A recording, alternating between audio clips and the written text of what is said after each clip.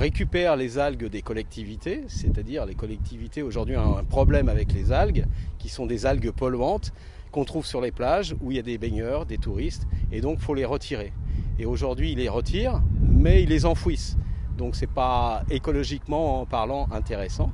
Donc ils nous les amènent ici, nous on les lave, on les remet dans des bassins, et à partir de ça, donc on fait le traitement des algues, et à partir de ça, on sépare les composés qui sont intéressants, et on en fait des matériaux qui sont biodégradables, compostables, pour remplacer les plastiques qui polluent la mer. Et en plus, on capte le CO2 pour avoir un impact carbone beaucoup plus intéressant. Donc c'est vraiment du végétal, c'est transformer du végétal qui est un polluant aujourd'hui.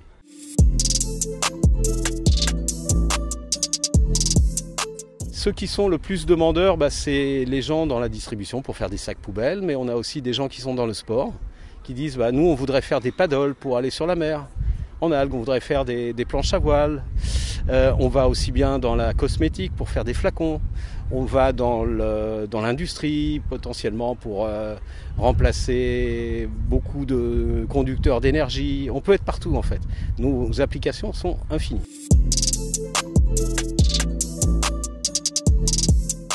C'est carrément une bonne nouvelle parce que ça positionne encore et une fois de plus, je veux dire, pour Saint-Louis dans son ADN de toujours être pionnière et d'explorer tout ce qu'on peut faire de mieux en lien avec l'environnement.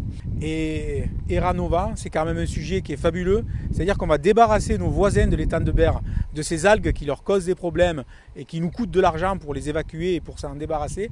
Aujourd'hui, on va les récupérer et on va les valoriser pour créer du plastique propre. Et le plastique, c'est quand même ce qui est un défi mondial de ceux qui polluent nos océans. Donc c'est vraiment, pour Port-Saint-Louis-du-Rhône, une magnifique vitrine. Alors les deux Philippe Lavoisier et Philippe Michon, ont en fait rencontré Provence Promotion avant même de créer la société Eranova en décembre 2015. Et à l'époque, ils hésitaient entre la Méditerranée et l'Atlantique pour leur projet, donc la Bretagne ou la Provence.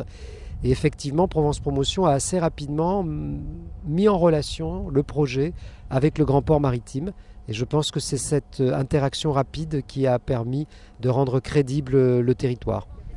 Vous savez que la région Sud, à travers son schéma régional du développement économique, de l'innovation et de l'internationalisation, a des outils pour justement aider nos entreprises à vouloir s'implanter sur notre territoire, aider les porteurs de projets, aider les créateurs de projets et notamment les porteurs de projets innovants. C'est ce qu'est Eranova avec son projet autour des algues. Et donc nous avons pu l'aider à travers le dispositif que nous avons mis en place qui s'appelle Région Sud Attractivité. Et ils ont pu bénéficier ainsi d'une avance remboursable de 500 000 €.